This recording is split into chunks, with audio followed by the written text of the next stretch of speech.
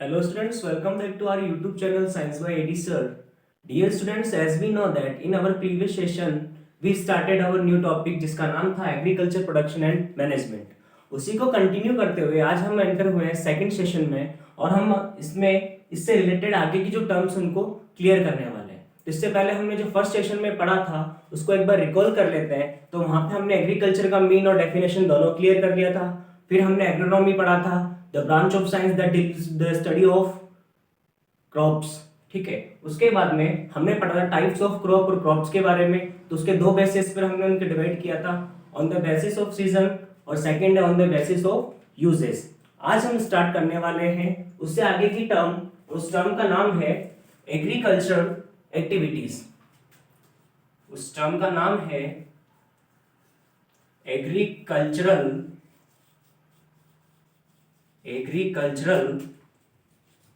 Activities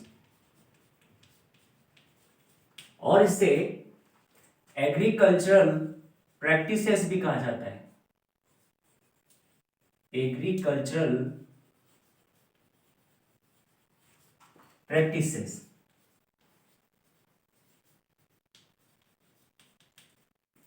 ठीक है students, तो देखिए एग्रीकल्चरल एक्टिविटीज और एग्रीकल्चर प्रैक्टिसेस एक्चुअल में होता क्या है. तो हम इसके डेफिनेशन की बात करें तो हम लिखेंगे a series of activities, a series of an activities, a series of an activities which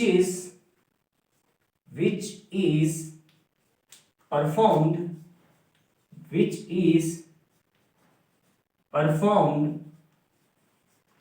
by a farmer in a particular sequence, over a period of time,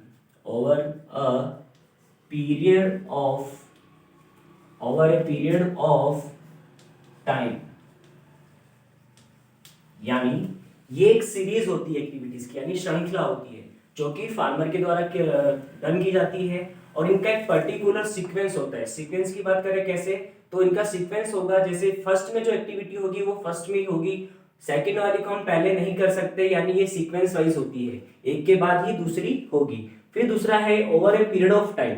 over a period of time का मतलब कह रहा है कि first activity से second activity के बीच में एक टाइम ड्यूरेशन होता है जो फिक्स होता है, उसमें 1 या 2 दिन का चेंजेस आ सकता है. तो इनके बीच का जो ड्यूरेशन है वो भी हमें फॉलो करना पड़ेगा. तो इसी को हम क्या कहते हैं, एग्रीकल्चर एक्टिविटीज और एग्रीकल्चर प्रैक्टिसेस. अब ये जो एग्रीकल्चरल एक्टिविटीज है और प्रैक्टिसेस है वो कितने टाइप की है, तो मोस्टली बुक्स में ये कई बुक्स में 8 से 9 टाइप की है, कई में 10 भी है, तो आप कंफ्यूज ना हो. यहां पर हम स्टेप बाय स्टेप को सारी को क्लियर कर लेंगे. तो देखिए सबसे पहली है इसमें step preparation of soil.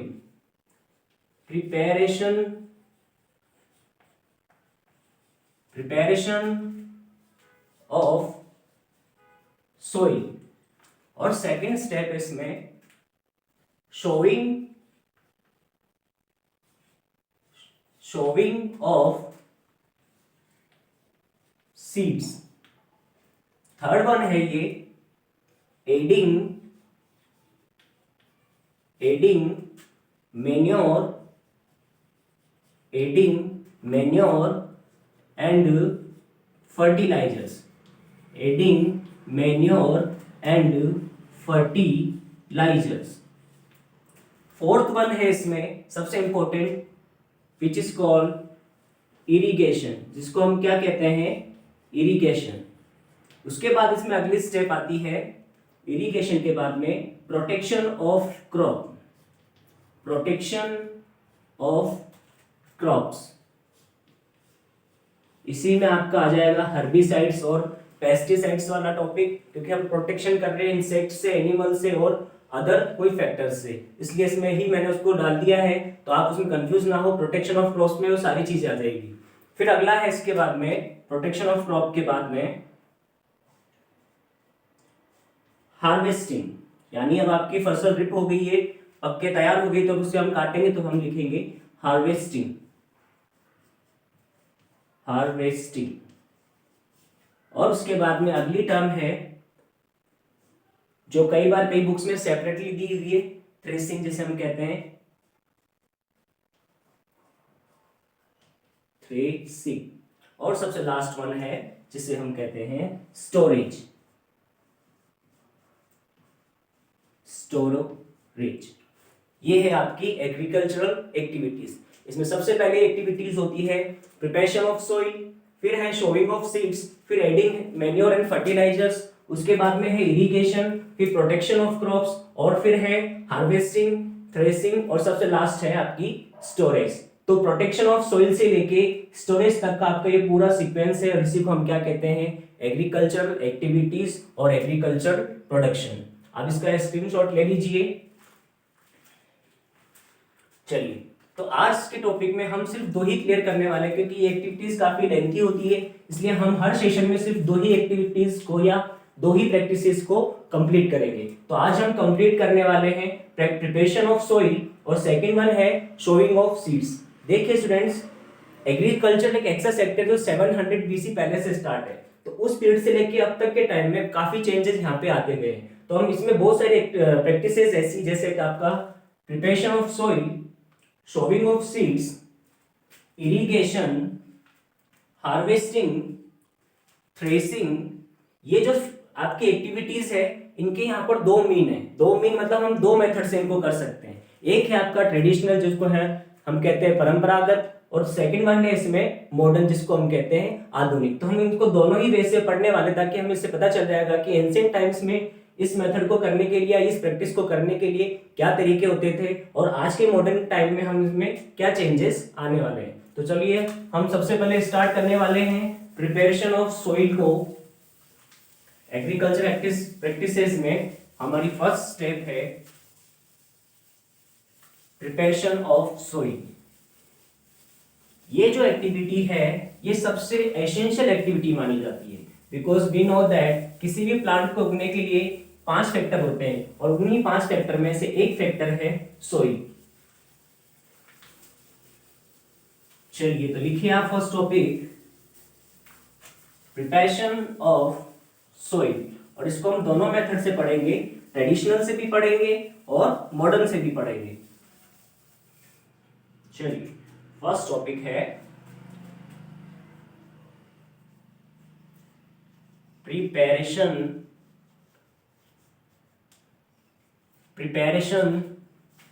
Of soil.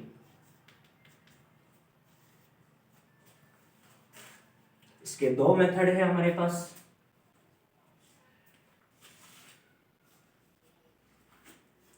एक है हमारा ट्रेडिशनल मेथड, और सेकेंड वन है हमारा मॉडर्न मेथड। ट्रेडिशनल मेथड की बात करें तो ये एंशिएंट टाइम्स में यूज किया जाता था, और इसमें यूज करने के लिए हम एक चीज लेते थे जिसको हम कहते हैं प्लो, जिसको हिंदी में कहा जाता है हल। और मॉडर्न मेथड में हम जो यूज लेते हैं डिवाइस, उसे हम कहते हैं कल्टीवेटर।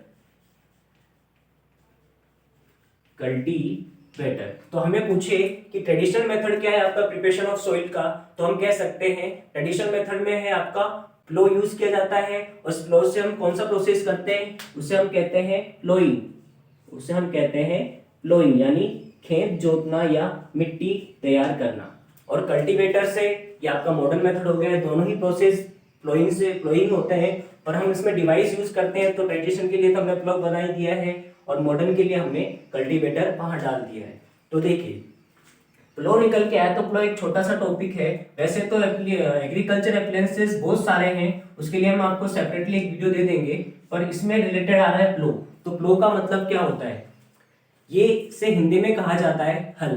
प्लो एक एंशिएंट टाइम से यूज में लिया जाने वाला डिवाइस है, जो वुड और आजकल इसको आयरन से भी बनाया जाता है, ठीक है ना। इसका अगर हम डायग्राम की बात करें तो इसको हम इजीली एक मॉडल से समझ सकते हैं। देखिए स्टूडेंट्स, यहाँ पे एक फ्लो का मॉडल मैंने प्रिपेयर किया है। ये एक फ्लो का मॉडल है, ठीक है। इस फ्लो के मॉडल में अगर हम बात करें तो ये जो आपको सामने दिख रहा है इसे हम कहते हैं बीम। क्या कहा जाता है इसे? बीम। इस बीम को एनिमल की नेक या हम जो गर्दन से जस्ट ऊपर से एक उभरा हुआ सिरा होता है उसे हम कहते हैं। तो इस पोर्शन को, इस बीम को उस हम पे टो कर दिया जाता है जिससे वो उसे टो करके इजीली ड्राइव कर सके। और बीच में आपको ये जो दिख रहा है इसे हम कहते हैं फ्लो शेयर। इसे हम क्या कहते हैं? Flow share. जो क्या करती है, इस फ्लो शाफ्ट को कनेक्ट करके रखती है, ठीक है। और जस्ट नीचे उसके एक चीज होती है मेटल की, जिसे हम कहते हैं मेटल टिप। जिसे हम क्या कहते हैं? मेटल टिप कहते हैं। ये मेटल टिप आयरन की बनी होती है और इस तरह से उसको इंक्लाइंड रखते हुए हल्का सा उसको टो किया जाता है। लास्ट में आपको एक चीज और दिख रही होगी, इसे हम कहते हैं प्रेशर नोच।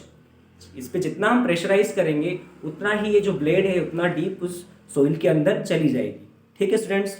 तो आ जाइए, फ्लो की बात हमने कर ली है, तो हम क्या लिखेंगे? It is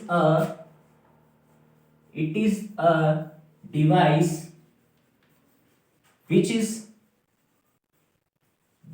is made up of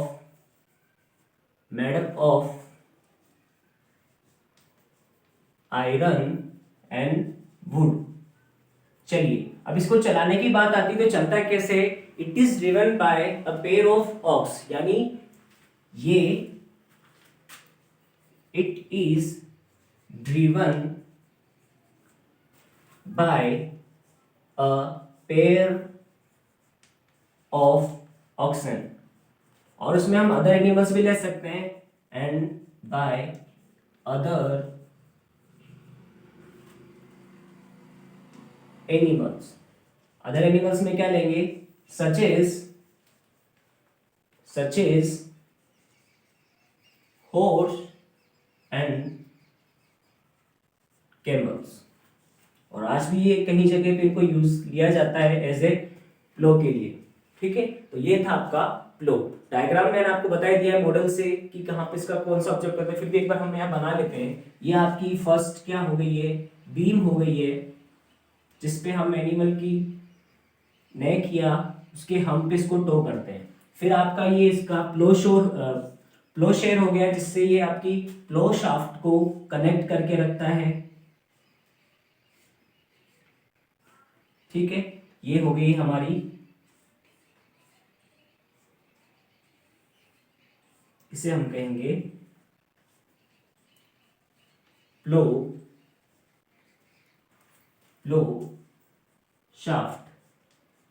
और फ्लो शाफ्ट और बीम को जो कनेक्ट कर रहा है बीच में एक एंगल, इसे हम कहेंगे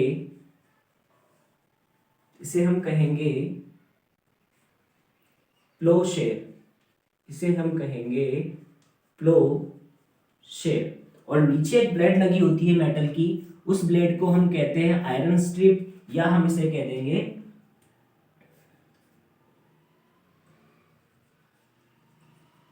आयरन ब्लेड, ठीक है। और जहां पे एनिमल की हमसे इसको टो किया जाता है उस स्ट्रक्चर को कहा जाता है बीम, उसे कहा जाता है बीम। और ये हो चुका है हमारा ready flow,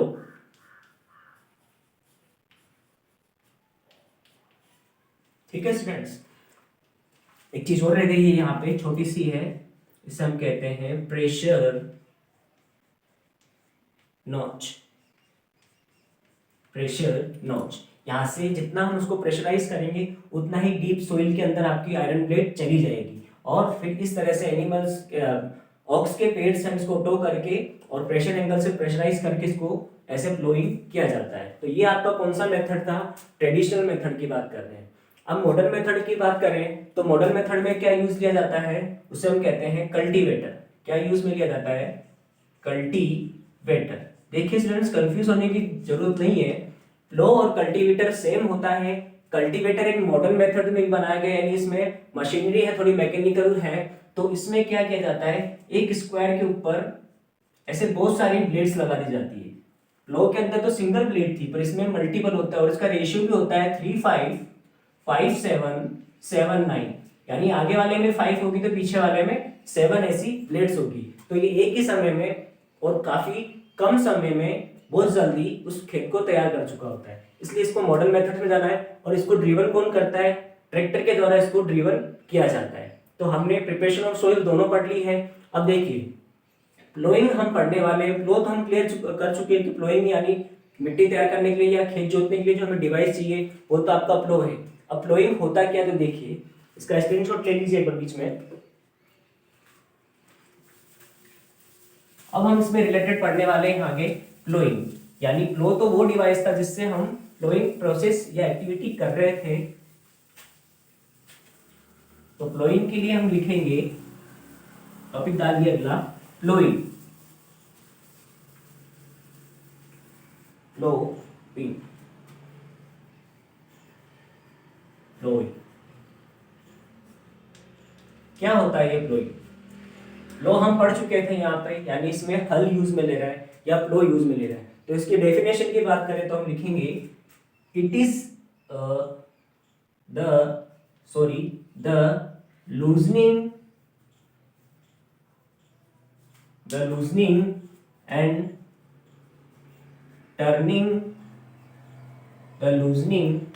turning of a soil. The turning and loosening of a soil is called plowing. यानी मिट्टी को लूज करना और टर्न करने के प्रोसेस को हम क्या कहते हैं? प्लोइंग कहते हैं। और it is done by the plough. आगे लिख लीजिए इसको, it is done by a plough. ठीक है स्टूडेंट्स, तो यानी सोइल को लूज करने का, यानी इसको जब बाइंड की होती है, जब वो सूख जाती है, वेट हो जाती है, ड्राई हो जाती है सॉरी, तो वो काफी बाइंड हो जाती है, उसको वो लूज करती है, उसके बाद में टर्न करती है, यानी सोइल की नीचे वाली लेयर को ऊपर ले आती है और ऊपर वाली को नीचे मिला देती है, जिससे नीचे जो प्रेजेंट सोइल के अंदर जो प्रेजेंट माइक्रो ऑर्गेनिजम्स होते हैं वो उस लेयर पे आ जाते हैं। और सोइल को हम कह सकते हैं कि एक फर्टाइल लैंड हमारे या फर्टाइल सोइल हमारे पास इजीली अवेलेबल हो चुकी है। तो ये था आपका प्लोइंग। अब देखिए प्लोइंग जरूरी क्यों है, व्हाई इट इज नेसेसरी। लिख लेते हैं यहाँ पे, why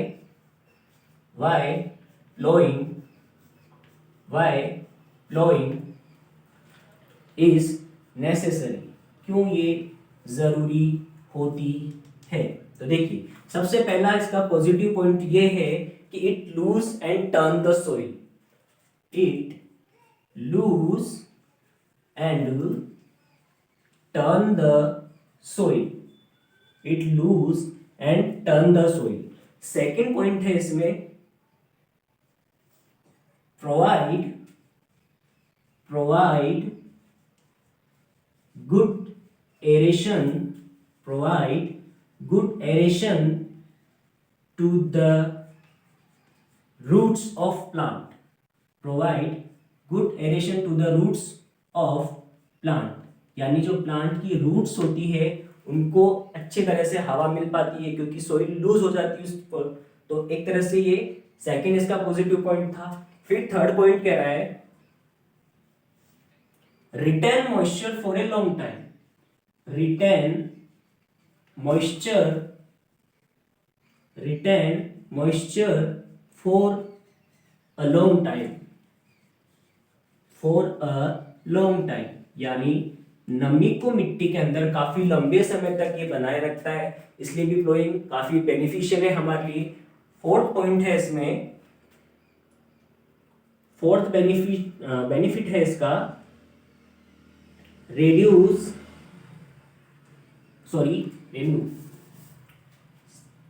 remove unwanted plants।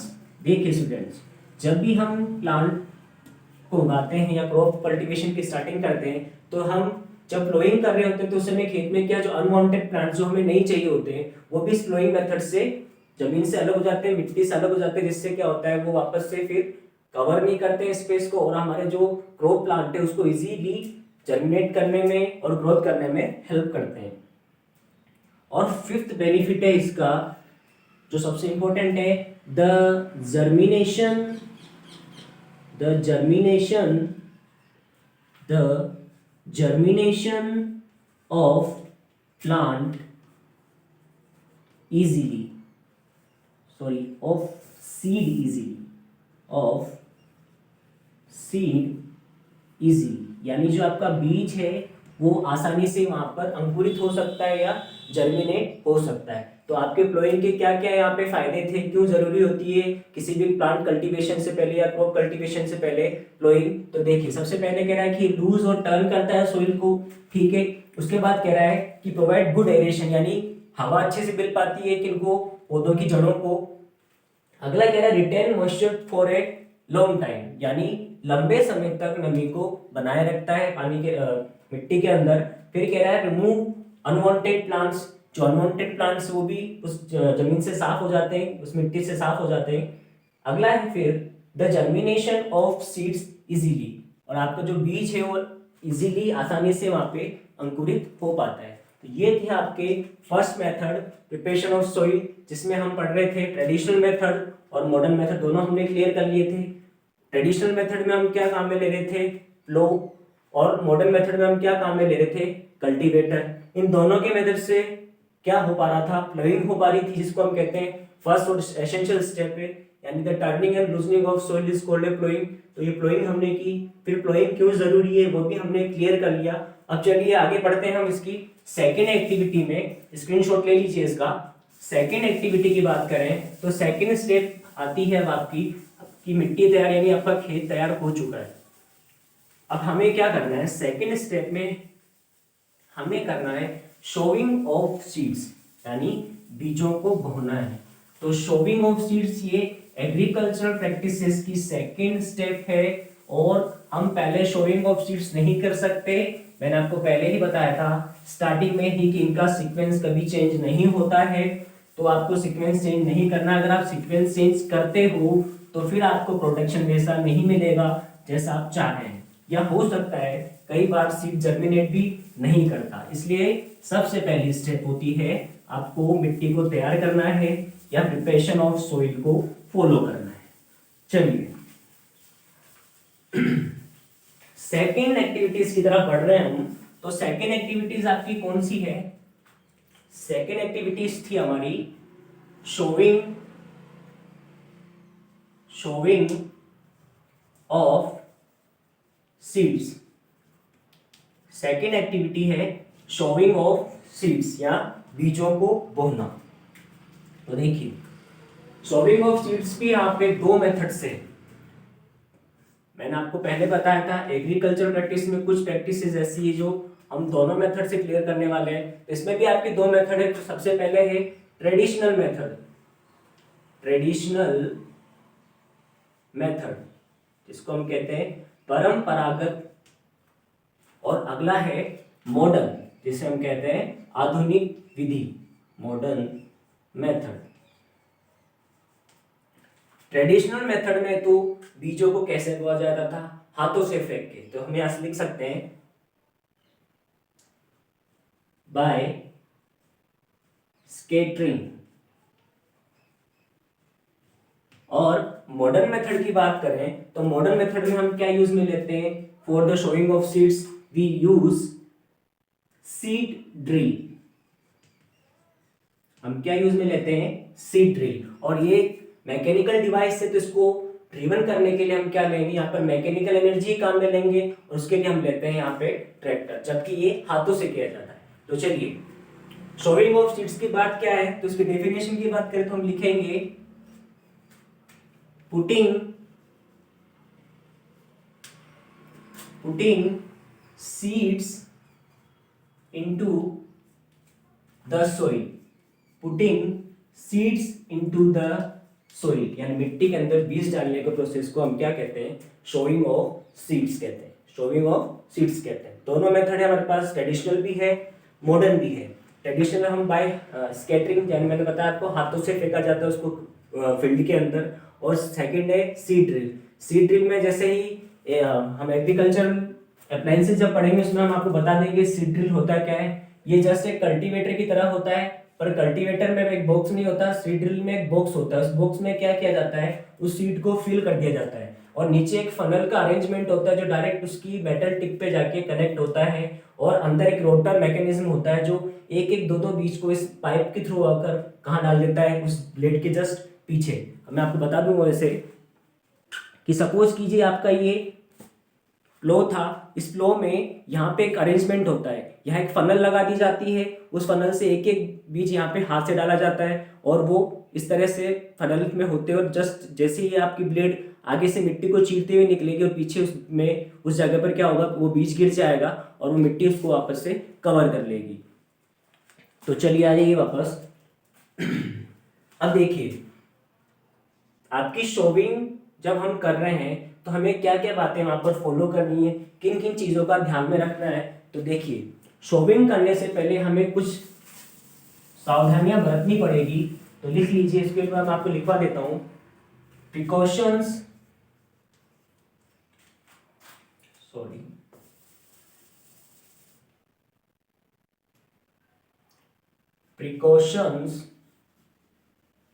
precautions for showing of seed, precautions for showing of seeds। ठीक है, तो इसमें सबसे पहली सावधानी क्या है, देखिए द सीड मस्ट बी और शुड बी हेल्थी, स्वस्थ होना चाहिए, डिजीज फ्री, बीमारी रहित होना चाहिए, एंड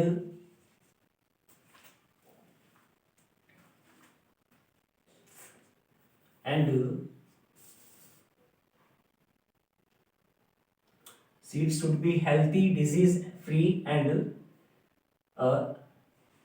heavy in weight, वजन में थोड़ा भारी होना चाहिए। ठीक है, इसको हम क्लियर करने के लिए, आइडेंटिफाई करने के लिए एक एक्टिविटी से बाद में कर लेंगे। सेकंड पॉइंट है इसमें, सेकंड है इसमें the depth of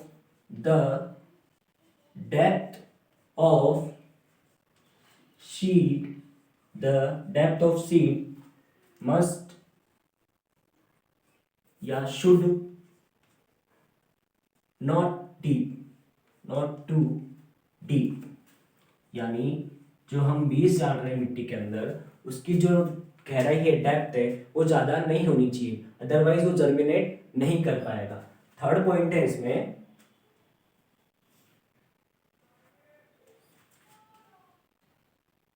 it is not on the layer और surface of the soil, यानी इसको सोइल की सरफेस या सतह पर ही डाल के भी नहीं छोड़ देना चाहिए, अदरवाइज क्या करेगा, otherwise it is picked bye birds and animals, otherwise उसे कौन खा लेगा, या तो एनिमल्स खा जाएंगे या फिर उसे बर्ड्स खा जाएंगे। तो ये हमें सावधानियां शोइंग के समय याद में रखनी है। सबसे पहली चीज क्या है कि बीज हेल्थी होना चाहिए, डिजीज फ्री होना चाहिए और थोड़ा वेट में हेवी होना चाहिए। फिर अगला है सोइल, जब वो जो डीप है, जो सीड है आपका, उसकी डेप्थ ज़्यादा नहीं होनी चाहिए सोइल के अंदर, अदरवाइज वो क्या होगा, उग नहीं पाएगा या जर्मिनेट नहीं कर पाएगा। और सरफेस पर भी नहीं होना चाहिए ताकि वो किसी बर्ड के द्वारा या एनिमल के द्वारा उसको पिक नहीं कर लिया जाए या उठा ना लिया जाए। ठीक है ना, तो चलिए ये था हमारा सेकंड प्रैक्टिस है शोविंग ऑफ सीड्स में। शोविंग ऑफ सीड्स यानी शोविंग का मतलब क्या होता है, putting seeds into the soil, मिट्टी के अंदर बीज को डालने को हम क्या कहते हैं, शोविंग ऑफ सीड्स कहते हैं। इसके दो मेथड थे, ट्रेडिशनल और मॉडर्न, दोनों हमने पढ़ लिए हैं। ट्रेडिशनल में क्या था, बाय स्कैटरिंग, और मॉडर्न में हमने आपको बता दिया सीड ड्रिल से। ठीक है, फिर हमने पढ़ा प्रिकॉशंस फॉर शोविंग सीड्स, क्या क्या सावधानियां आपको बीज बोते समय होनी चाहिए, ध्यान में रखने वाली है। तो the seed should be not, ये हमने आपको सारी बता दी है, हेल्थी होना चाहिए, डिजीज फ्री होना चाहिए और हैवी वेट में होना चाहिए।